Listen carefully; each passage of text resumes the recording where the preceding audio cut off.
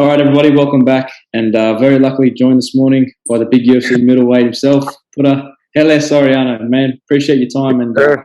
how you doing? How you doing this afternoon? I'm good. Appreciate you guys having me. And yeah, doing good this afternoon. Just got home, was cleaning up, kind of lost track of time. And It's all good, brother. ready All to good, go. brother.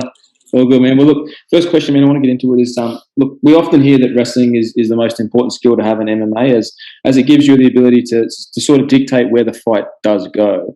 But in the same breath, we've also seen some wrestlers not learn the other skill sets and kind of struggle to adapt in MMA. Do you think in today's MMA landscape, it's not simply enough to just be a great wrestler? Yeah, I'd agree with that. But at the same time, like I think the first statement still holds true at the same time.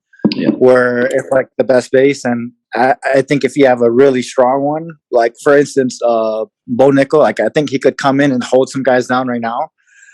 But yeah, like at the same time, I don't know. Both statements true. Weirdly, I feel like. Yeah, for sure. So, Puna, middleweight seems to really be going through a resurgence with a stable of fresh contenders such as yourself coming up through the ranks. Can you see middleweight becoming the must-see division in the UFC, kind of, being up there in consideration with bantamweight and lightweight? Yeah, I think so. I mean, look at the way the fights are ending at middleweight. Most of them are like finishes, and they're pretty exciting finishes, pretty scary, whether it's like knockouts or submissions. I think it's like pretty devastating, unless it's just me like being in the same weight class and just being like ultra paranoid. Like, I think so.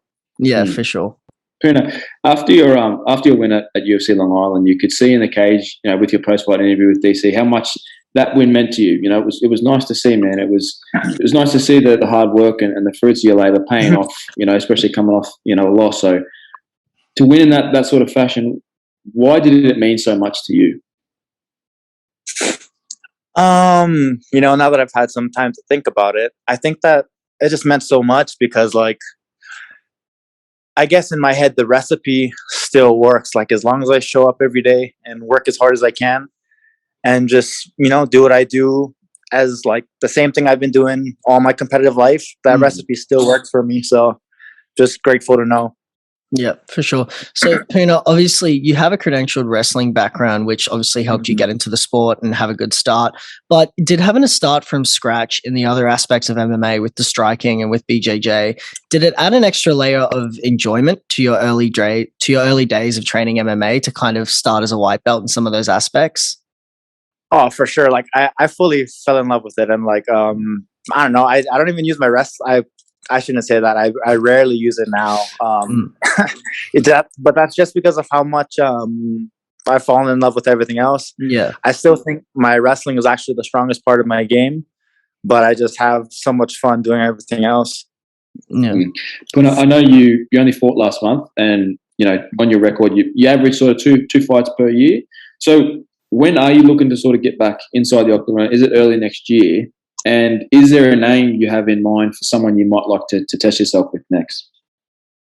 As far as names go, I'm just not good at picking names. Like, I'll get into the next question. That's all good. I wanted to say, after your last win, you and Coach Eric posted a pretty funny video together on what not to do post-fight. That actually, I watched it a few times. It's pretty fucking funny. How important is that to you, that relationship with Eric, that where you have someone as a coach and a go-to guy in the cage during the tough times of the fight, but someone who's also a friend to you as well, and you can have that comedic side of your relationship?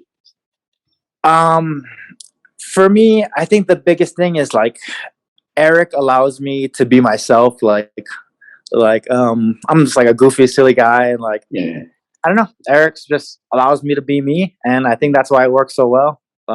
We just Yeah, for sure. So, Puna, apart from training and competing, what sort of interest do you have outside of MMA? And also, is college wrestling something that you still like to watch? Yeah, I do watch a little bit of college wrestling, but only when it's here locally in Vegas. I don't keep up too much within the big landscape of it. And outside of MMA, I've been kind of playing pickleball lately. It's been fun. trying to play more and more now that my hands healed.